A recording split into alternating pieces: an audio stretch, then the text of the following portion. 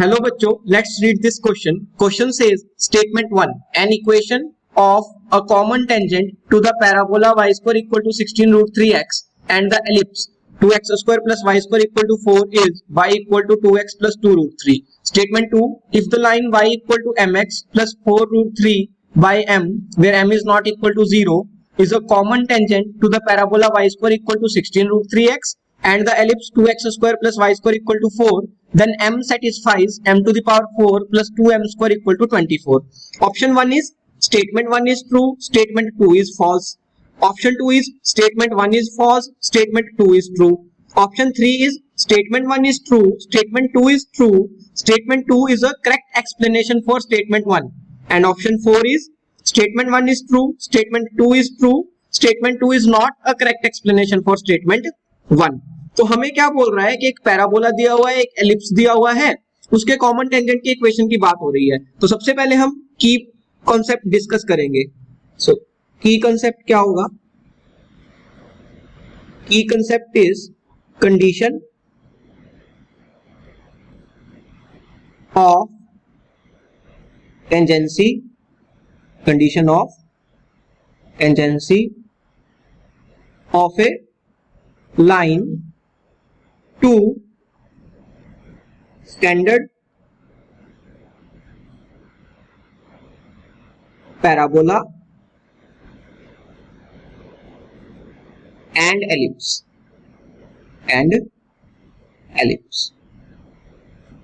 तो common tangent की बात कर रहे हैं. लेट से मैंने कॉमन टेंजेंट की इक्वेशन एज्यूम कर ली. लेट इक्वेशन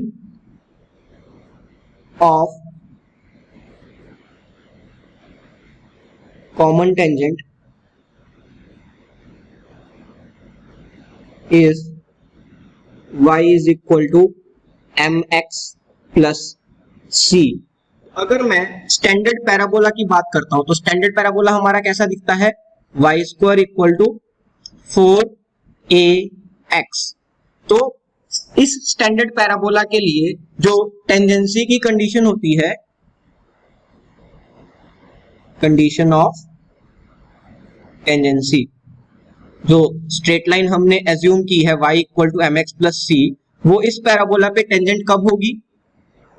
जब c जो है वो इक्वल हो जाए a बाय m के. c किसके इक्वल हो जाए? a बाय m के. अब हमें जो इक्वेशन दी हुई है पैराबोला की वो क्या है? y square equal to 16 root 3x. y square is equal to 16 root 3 into x, जिसको हम क्या लिख सकते हैं? 4 टाइम्स 4 रूट 3 इंटू एक्स. अगर मैं इसको 4ax से कंपेयर करता हूं तो a क्या आ जाएगा? a आ जाएगा 4 रूट 3. तो c क्या हो जाएगा? c हो जाएगा a by m, that is 4 root 3 by m. तो अब हमारी जो स्ट्रेट लाइन है वो क्या आ जाएगी? वो आ जाएगी y is equal to mx plus c हमारा क्या हो गया? 4 रूट 3 बाय m. ये हो गया. अब बात करते हैं स्टैंडर्ड एलिप्स की. तो अगर मैं स्टैंडर्ड एलिप्स लेता हूं तो स्टैंडर्ड एलिप्स की इक्वेशन कैसी दिखती है? X square upon a square plus y square upon b square equal to 1. और इसके लिए कंडीशन ऑफ टेंजेंसी क्या होगी? कंडीशन ऑफ टेंजेंसी, जो लाइन हमने अज्यूम की है y equal to mx plus c, वो इस पे टेंजेंट कब होगी? जब c स्क्वायर हो जाए a square into m square plus b square. Okay. अब जो एलिप्स की इक्वेशन है वो क्या दी हुई है? 2x square plus y square equal to 4. 2x square plus y square equal to 4. ये इस फॉर्मेट में नहीं है, पर हम इसको इस फॉर्मेट में लेके आ सकते हैं. कैसे? 4 से डिवाइड कर देंगे पूरी इक्वेशन को. तो क्या आ जाएगा? X square by 2 plus y square by 4 equal to 1. Compare करेंगे तो a स्क्वायर आ जाएगा 2 एंड b स्क्वायर कितना आ जाएगा? 4. अब अगर मैं कंडीशन ऑफ टेंजेंसी लगाता हूं तो मेरे पास क्या आ जाएगा? c का square is equal to a square that is 2 m square plus b square is 4. अब c की वैल्यू हमने अभी निकाली थी, c की वैल्यू हमारी कितनी आई थी 4√3/m। तो c का अगर मैं स्क्वायर करता हूं तो क्या आ जाएगा, c square is equal to 4√3/m का square which is equal to 4 का स्क्वायर हो जाएगा 16 इंटू √3 का स्क्वायर हो जाएगा 3/m square which is equal to 16 into 3 कितना हो जाएगा 48 हो जाएगा। So 48/m square. तो यहां से मेरे पास क्या आ गया कि 48/m square that is c square is equal to 2m square plus 4, 2m square plus 4। इस पूरी इक्वेशन में से अगर मैं 2 कॉमन ले लूं और कैंसिल कर दूं तो क्या आ जाएगा 24/m square is equal to m square plus 2।